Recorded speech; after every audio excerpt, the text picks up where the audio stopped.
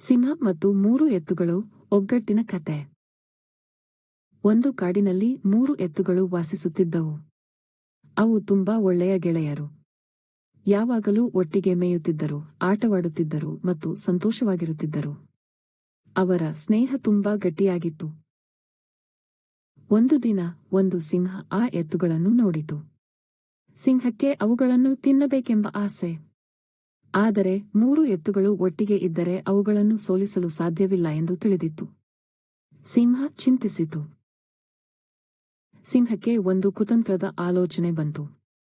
ಅದು ನರಿಯ ಸಹಾಯ ಕೇಳಿತು.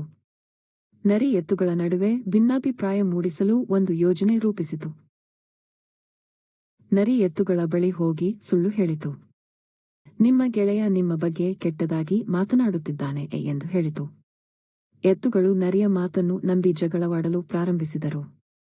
ಅವರ ಸ್ನೇಹ ಮುರಿಯಿತು. ಎತ್ತುಗಳು ಬೇರೆಯಾದ ನಂತರ ಸಿಂಹ ಒಂದೊಂದಾಗಿ ಅವುಗಳನ್ನು ಆಕ್ರಮಣ ಮಾಡಿತು. ಎತ್ತುಗಳು ಒಂಟಿಯಾಗಿದ್ದರಿಂದ ಸಿಂಹಕ್ಕೆ ಅವುಗಳನ್ನು ಸೋಲಿಸಲು ಸುಲಭವಾಯಿತು. ದುಃಖಕ ಅಂತ್ಯ. ಈ ಕಥೆಯಿಂದ ನಾವು ಕಲಿಯುವುದೇನೆಂದರೆ, ಒಗ್ಗಟ್ಟಿನಲ್ಲಿ ಬಲವಿದೆ. ಬೇರೆಯಾದರೆ ನಾಶವಾಗುತ್ತೇವೆ. ನಿಮ್ಮ ಗೆಳೆಯರೊಂದಿಗೆ ಯಾವಾಗಲೂ ಒಟ್ಟಾಗಿರಿ. ನಿಮಗೆ ಈ ಕತೆ ಇಷ್ಟವಾಯಿತಾ? ಲೈಕ್ ಮಾಡಿ, ನಿಮ್ಮ ಸ್ನೇಹಿತರೊಂದಿಗೆ ಹಂಚಿಕೊಳ್ಳಿ ಮತ್ತು ನಮ್ಮ ಚಾನೆಲ್ ಅನ್ನು ಸಬ್ಸ್ಕ್ರೈಬ್ ಮಾಡಿ. ಇನ್ನಷ್ಟು ಮನರಂಜನಾತ್ಮಕ ಕಥೆಗಳಿಗಾಗಿ ನಮ್ಮನ್ನು ಹಿಂಬಾಲಿಸಿ.